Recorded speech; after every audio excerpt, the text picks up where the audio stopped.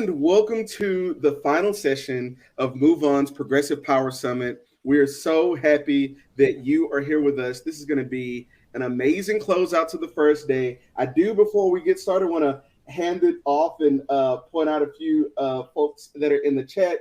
Delynn Fairfax, Lynn Litchfield, Marty Hunt says, get me a poster board and a t-shirt for the Women's Day March. Rachel Singh with the hilarious, we're operating on progressive time. Love that.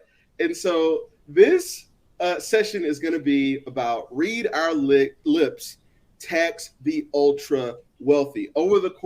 Especially over the course of this last year or so that we've been dealing with this pandemic, the ultra wealthy have gotten even wealthier. And those of us in the middle class and those of us that are hardworking folks here have had it the hardest. And so the Patriotic Millionaires, who wrote this book, by the way, Tax the Rich, it's probably backwards for you, are gonna do a really cool presentation. And so before we get started with them, I want to introduce the campaign director for MoveOn's Tax the Rich campaign, Jaira Burke. Without further ado, Jaira, go ahead and take it away. Thanks, Durrel, and hi, everyone. It's so great to be here with all of you. For decades, the ultra rich have been getting richer to an extraordinary and unprecedented level. After years of lobbying, the ultra wealthy saw their efforts rewarded by the Trump tax cuts for billionaires and corporations. The ultra wealthy pay less in America than in many other nations, and less now than they did in times of prosperity in America's history. During this pandemic, while tens of millions of Americans face precarious economic conditions, lost jobs, lost homes, the ultra wealthier increased their wealth by exorbitant amounts. And even now, while President Biden and many Democrats seek to tax the ultra wealthy, hordes of lobbyists and floods of campaign cash mean that many in Congress seek to protect their billionaire and corporate backers. We know that taxing the rich is wildly popular, and we know the stakes are high. We need to ensure we're fully funding our ability to pay for the infrastructure and safety net we need as a country. Taxing the ultra wealthy and corporations to pay their fair share are a part of that puzzle. But if we fail to tax the ultra wealthy, they'll keep using their wealth to distort our democracy, to exploit their own workers, to cause environmental degradation, and to exacerbate the wealth disparity that is hardening inequalities and hardships in America. MoveOn members have a long history of fighting for fair taxation and holding the ultra wealthy accountable. This season, we've turned up the focus. We've been highlighting the absurd wealth of Jeff Bezos and the profits of Exxon and many other billionaires and corporations, and how Republicans, and yes, some corporate Democrats, are protecting them. We've run polling and message testing that confirms Americans want the ultra wealthy to pay their fair share. We've worked with Ben & Jerry, yes, the founders of Ben & Jerry ice cream, on a petition to tax the ultra wealthy. We've organized MoveOn members to confront senators and House members in DC and in states with this same message. We've organized to make sure that taxing the ultra wealthy goes hand in hand with the conversation about how we want to invest in infrastructure, jobs, the safety net, and so much more. And most importantly, we made sure that members of Congress are not just hearing from corporate lobbyists, but their constituents, with our BBB mobilizers participating in virtual lobby visits with their representatives, and our members sending hundreds of letters to Congress. None of this would be possible without MoveOn members like yourselves, and we thank you all. You all are truly at the heartbeat of all that we do. So what's next? Whatever happens during the current budget and infrastructure battle, we know that this fight isn't over. The ultra wealthy will continue to lobby and hoard their wealth. We'll continue to work with champions like Elizabeth Warren, Bernie Sanders, Katie Porter, Alexandria Ocasio-Cortez, and so many more to ensure that we build up public outrage against these extreme economic disparities and invest in a movement to make the ultra wealthy and corporations pay their fair share. Thank you so much, and I'll pass it on to our Patriotic Millionaires.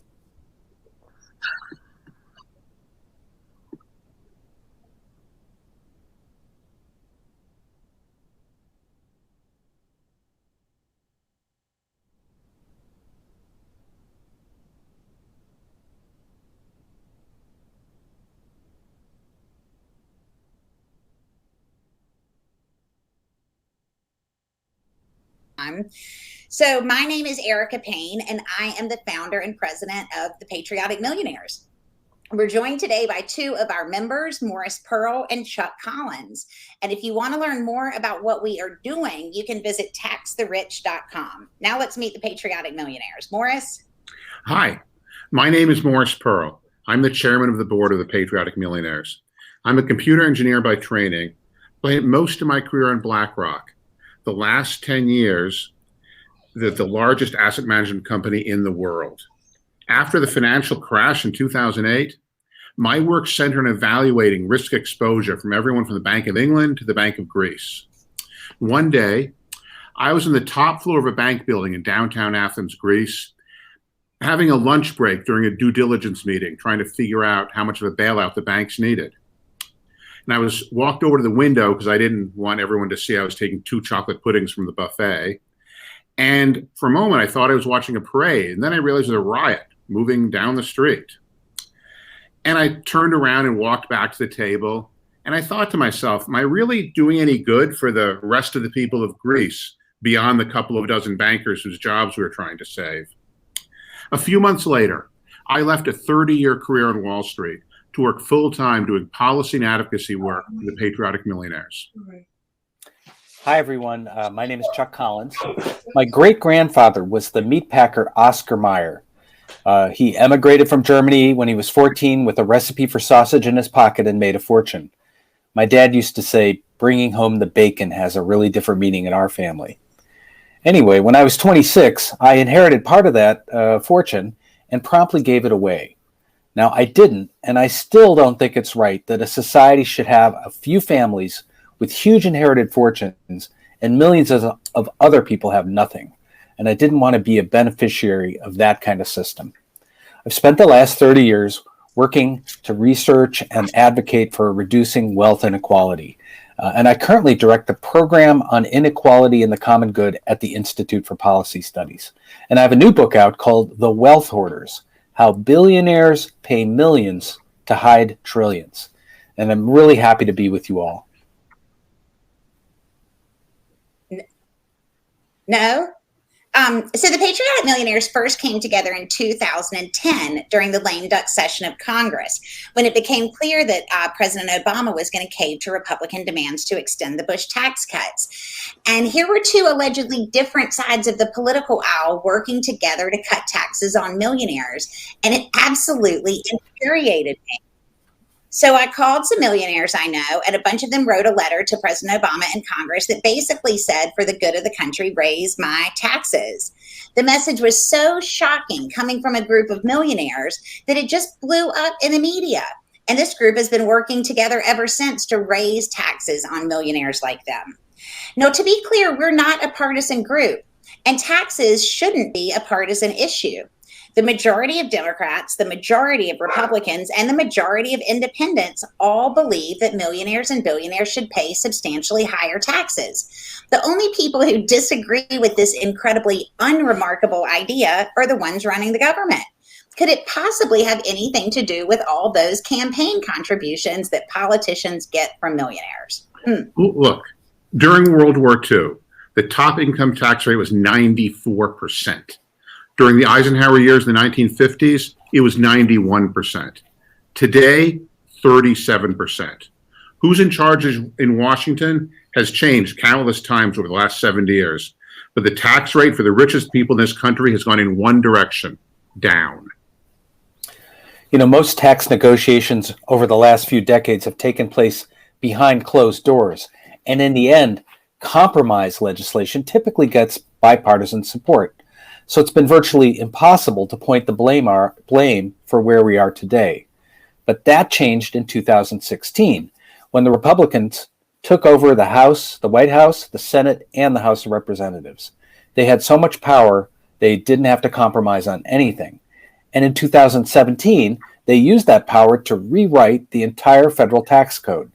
Every single Democrat voted against the new federal tax code. Almost every Republican voted for it.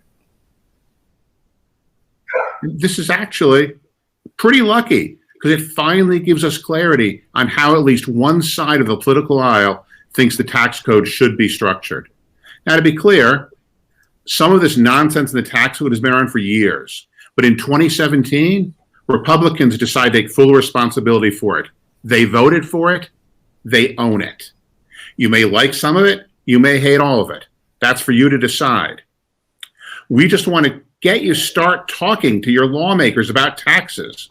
Because regardless of who's in charge, Americans deserve a fair tax code, and we don't have one.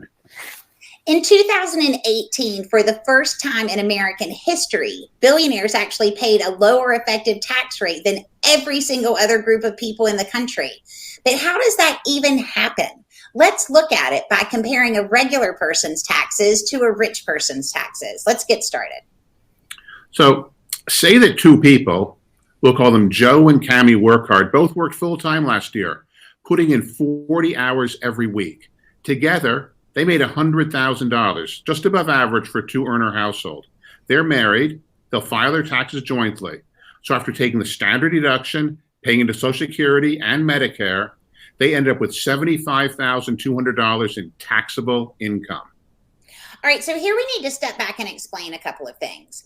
You'll see here a chart of the current federal tax brackets, and that shows how much you pay at each level of income. Everybody gets a standard deduction. That's basically the amount that the government decides you need all of that to take care of yourself. And so you only pay taxes if you make above that amount. We have a progressive federal tax system. So that means you pay a slightly higher percentage of your income in taxes the more money you make. So after the standard deduction, as you can see from the chart, a married couple filing jointly will pay 10% on the first chunk of their taxable income and 12% on the bit after that, and so on and so forth until they max out at 37% rate for any income over about $622,000. Everybody pays the same rate as they move through the tax brackets, and everyone maxes out currently at 37%, whether they make $622,000 or if they make $622 million. So back to the Workhards. With $75,200 of income after the standard deduction, the Workhards will pay 10% of the first chunk and 12% of the rest, for a total federal tax bill of about $8,600. All right. So now let's say two other people. We'll call them Ronald and Melanie Slump. They sit around here all year long, tanning on a beach and golfing.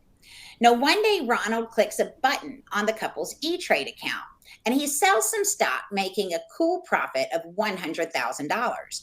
The Slumps would take the standard deduction and be left with $75,200 of taxable income, just like the Workhards. They made the same amount of money, so the Slump should pay around the same amount in taxes as the Workhards. Isn't that right, Morris?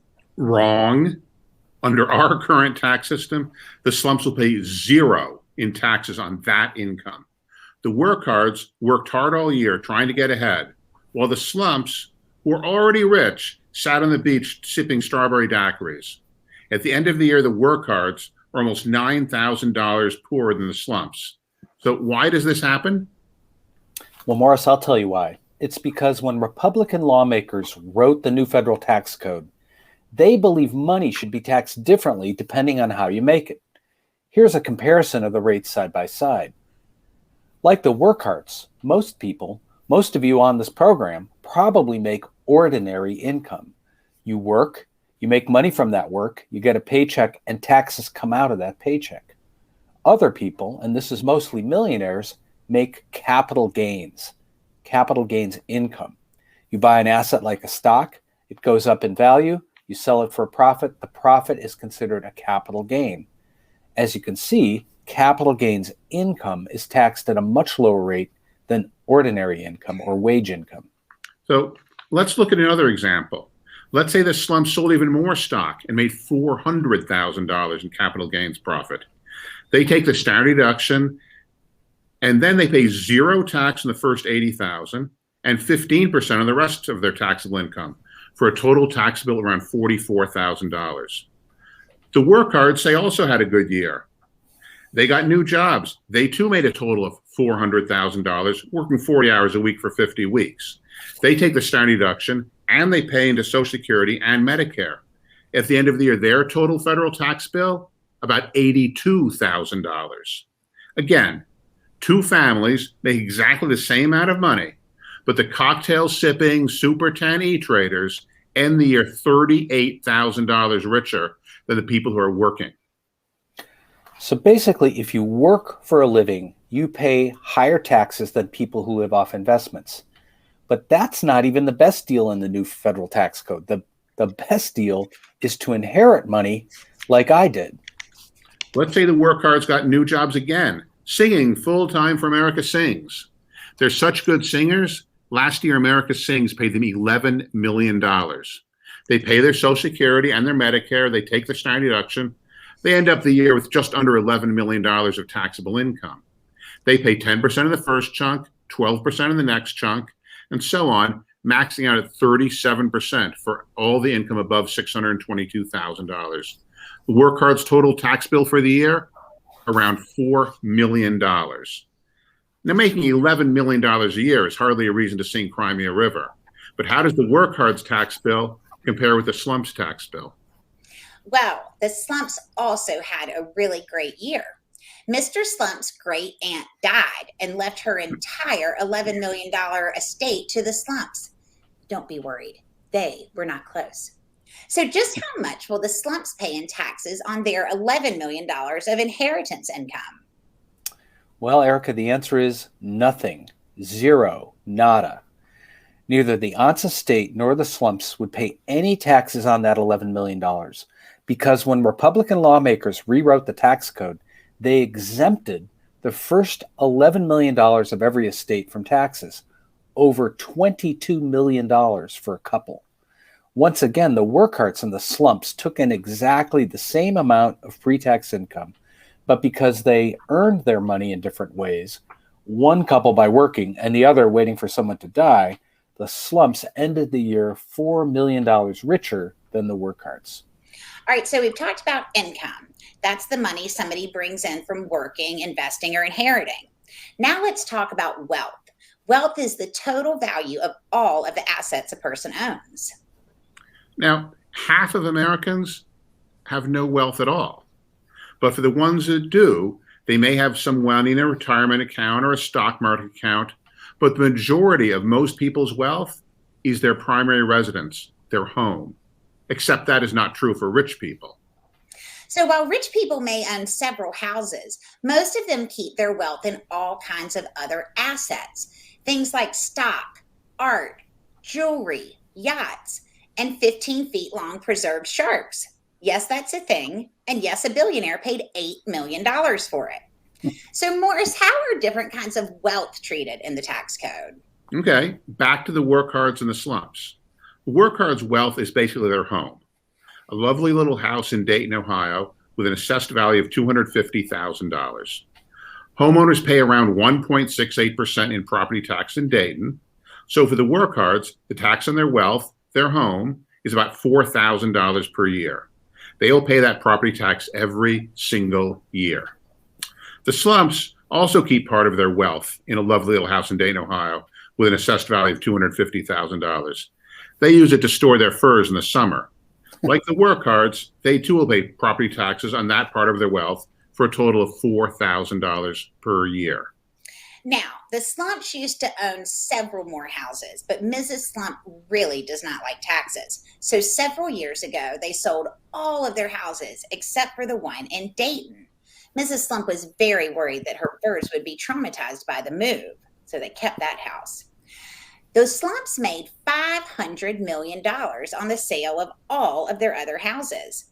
And with the $500 million they made from the sale of all their mansions and penthouses, the Slumps bought a small yacht, a large plane, 3 Picasso paintings, one from his blue period, a pink diamond, 2 prized racehorses, and 1 decorative flower pot filled with antique gold coins.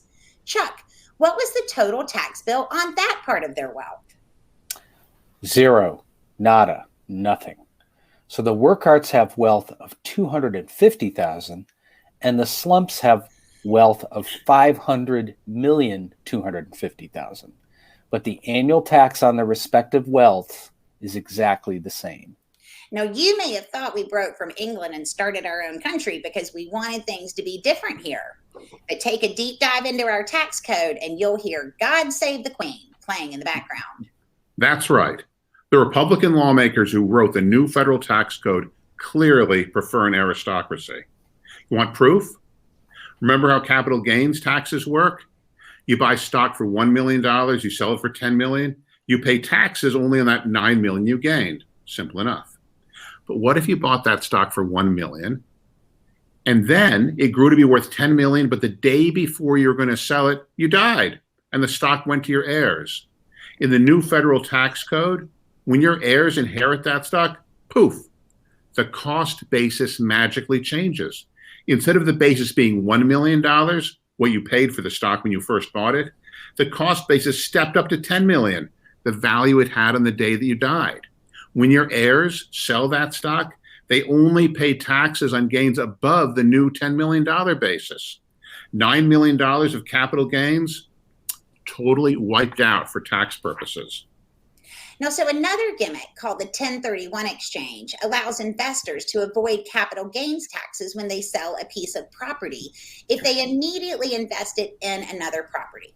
So let's say a developer buys a building worth $10 million, holds it for a few years, and then sells it for $20 million. He rolls that money into a new $20 million building.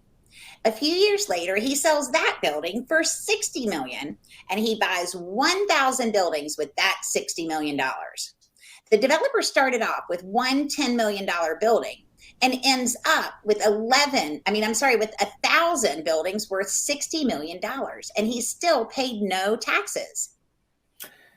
And when these two loopholes work together, millionaire real estate families can acquire billions of dollars worth of property without ever paying a cent in taxes.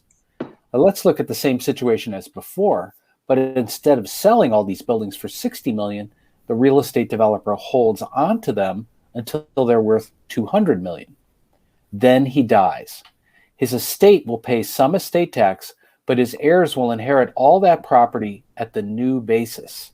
If they sell it before it gains any more value, they will pay no taxes on all those gains. So I just want to pause here and have everybody just think about this. So on one side is a wealthy heir who has never worked, never contributed anything to society, who inherited hundreds of millions of dollars worth of property and contributed nothing to the country. Nothing to build our roads, nothing to keep our water clean, nothing to keep us safe. And on the other side are people like the workhards. They go to work, pay their taxes, and do their part for the country every single day.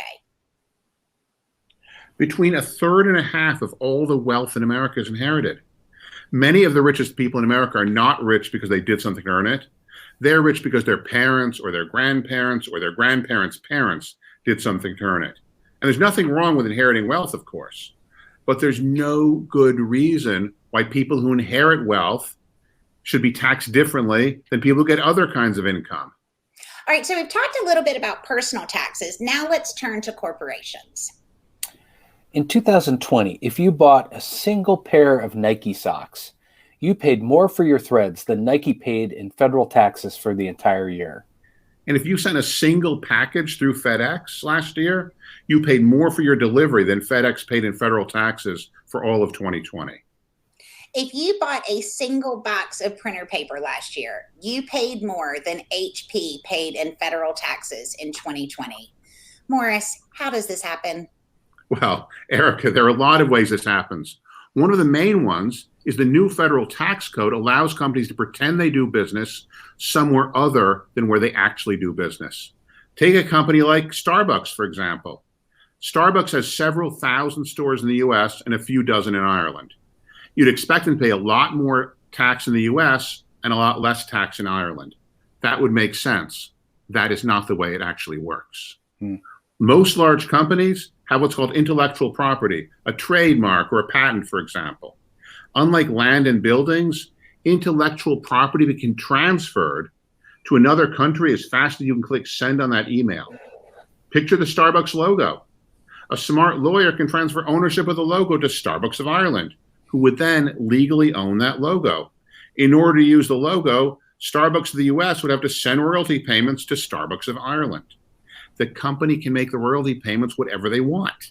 If they make the payments big enough, the company will show all of its profits in Ireland, where tax rates are much lower, even though they sold hugely more coffee in the United States of America. Using this and other tricks, 55 U.S. companies paid zero federal taxes in 2020. Zero. So here we are again, with the workhards holding up their end of the bargain and everybody else shirking their responsibility. You know, the Republicans like to claim that they're protecting American jobs, but in fact, the opposite is true. First, the Republican tax code gives a huge tax discount to some corporations on the money they earn overseas. That's right. They pay 10.5% on overseas profits instead of the 21% they would pay on U.S. earnings. Still worse, companies can get a big tax cut for all the factories and equipment they own in other countries. So that's the case. The Republican tax code actually incentivizes corporations to move their facilities and jobs overseas.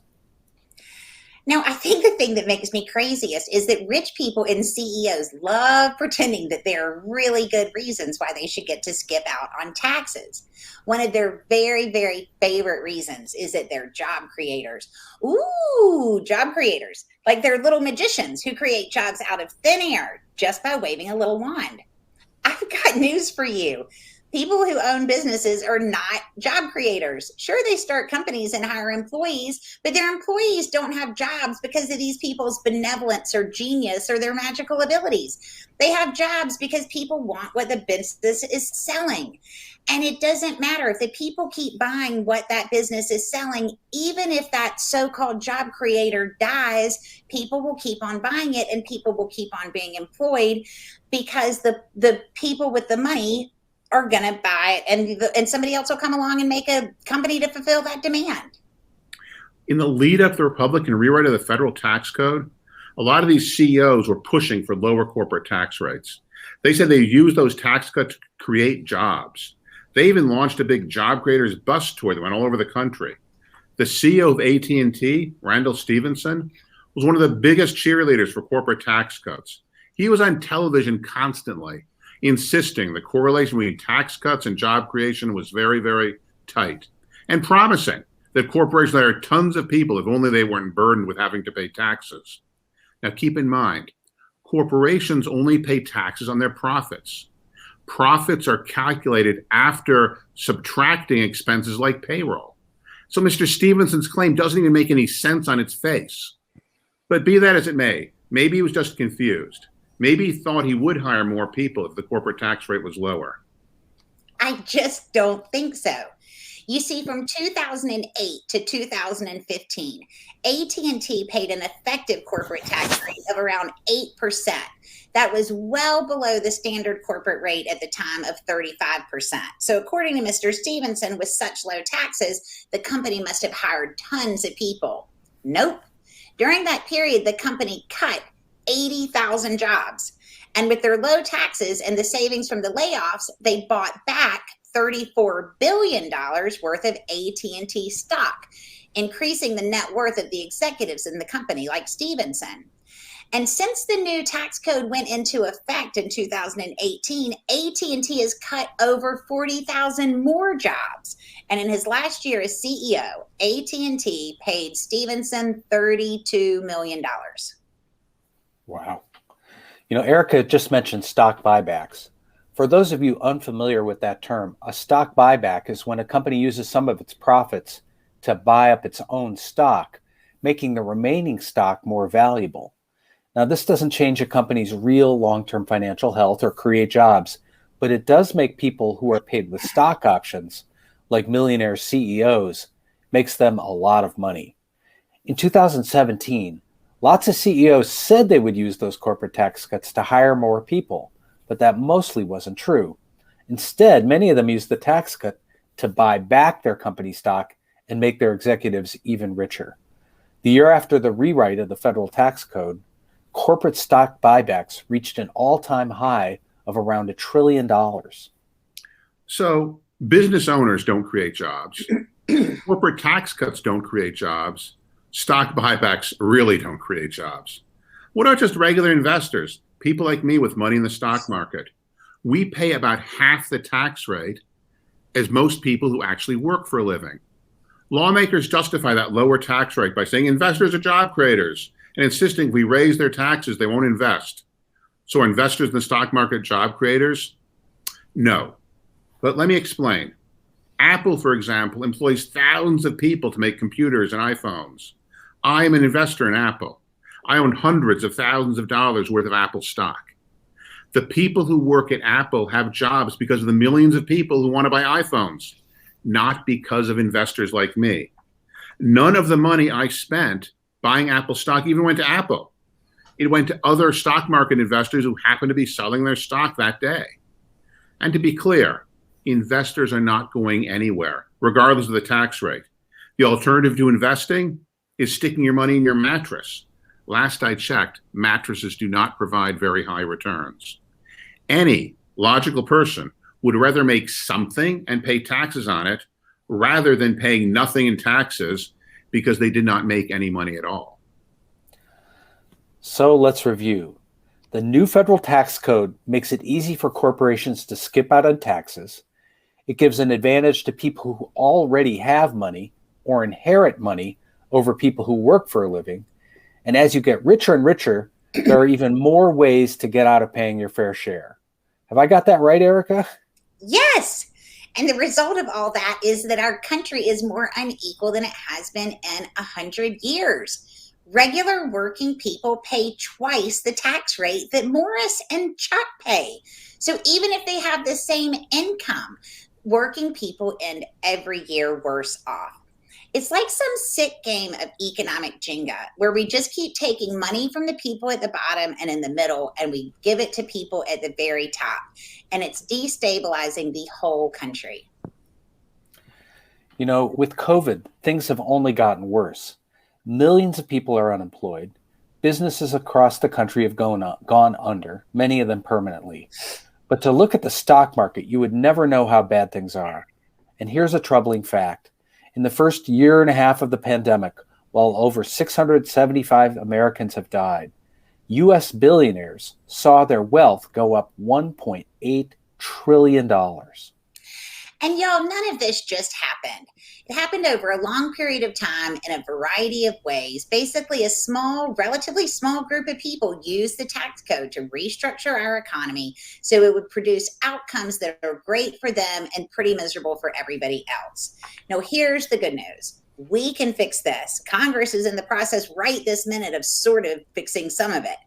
And so if you want to know more or join the fight to unrig the economy, tax the rich, and save America, please visit taxtherich.com. And we look forward to working with all of y'all and with our friends at MoveOn to help get this country going in the right direction. Thanks, y'all. Thank you so much to the Patriotic Millionaires. That was really eye-opening. So we have a couple of questions. We want to go ahead and answer some of these questions. The first one from Lynn Litchfield: how can we actually close the tax codes loopholes the wealthiest have access to? I don't know if there's one of you specifically that wants to answer that. Yeah, I'll take that. I mean, look, basically, this is just all laws that people write. You know, and so they write a law that says that investors like Morris should pay a lower tax rate than people who work for a living. They can easily write a law that says that they should be the same. So President Biden, for example, ran on equalizing the ordinary income tax rates and the capital gains tax rate when he ran for president. This would be for incomes over $1 million. Well, then Richie Neal and his committee in the House, when they released their plans to pay for the Build Back Better agenda, they refused to equalize the rates. So they left the rates at a different level. And that could be ultimately the piece that gets passed into law. But if we get new people in office voting different ways, we can get to a tax system that will make sense. Democrats are doing some of that now, and they're making some important steps, but we're not going to get it all done in this period of time right here. This is a long fight, and it involves talking to your lawmakers and getting your lawmakers to vote for sensible tax policy. We also have to invest in enforcement. You know, the very wealthy have figured out how to play shell games with the tax code using offshore tax havens and trusts and all kinds of loopholes. You may have seen that ProPublica just did a study on how half of the U.S. billionaires use these trusts to game their taxes down. So President Biden has also proposed putting resources into rebuilding the IRS's capacity to monitor the tax shenanigans of the very wealthy. And that has to be part of how we fix this, how we close these loopholes. We have to put enforcement resources back into the tax system. A question from Elizabeth Michak, who says, can you give us a personal example of what you're doing to help organizers like us to achieve this agenda? Give you an example. So when the House put together their package of pay fors, right? They said, this is how we're going to change the tax code so that we can pay for these investments. They did a bunch of, they tried to make a move in the right direction. They didn't move far enough. So they didn't equalize ordinary income and capital gains. They didn't deal with the stepped up basis. They didn't really deal with the estate tax. There were a lot of pieces that they basically completely left out. So what did we do? The next day we cut an ad against Richie Neal so that the people in his district would know that he is the person who should know everything about taxes. And he led this effort to not fix what's broken. And so we took out an ad in his district. 2 days later, we had a bunch of grassroots activists. We created a mobile billboard against him. We sent Clean Up Carl, the nation's first anti-corruption superhero, and we co-hosted a protest in his district. And what we'd love to see now is a bunch of people from his district and from around put together some money to get Richie Neal out of office. So he should be primaried. It's not more complicated than that. So that's what we did. And more to come. Absolutely. And thank you so much for that. So the last question from Rodrigo Samper, how do we translate this to a lot of voters who happen to live in rural areas that happen to vote for some of these folks on cultural issues, but could be persuaded by supporting taxing the ultra wealthy? You know, we wrote the book, Yeah. Untax the Rich.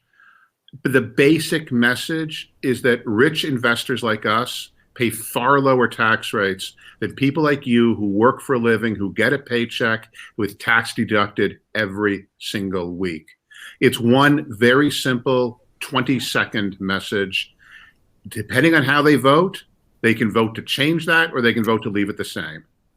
And even the people who want to vote Republican, I mean, this is the thing. If they keep on hammering their representatives about taxes, we will see movement. And so the tools that we have to help, or we created a book, we're happy to send a free book to anybody who wants one. They can let MoveOn know and we'll get those out to y'all. Tax the Rich, How Lies, Loopholes, and Lobbyists Make the Rich Even Richer. We also have a 15-minute version of this presentation that we just did. If you'll go to taxtherich.com and you can share that video with everybody. It basically just starts in the little chunk that's the PowerPoint where we flip through the work hearts and the slumps and you see it all, but it's in 15 minutes, everything you need to know about how badly the Republicans are, you know, messing up the country with what they passed. And then we just have to push the Democrats to do a better job than they're currently in the process of doing. Yeah. Absolutely. Thank you so much. I have my copy of the book, Tax the Rich, and I cannot wait to dive into it. Don't forget to log in tomorrow at noon.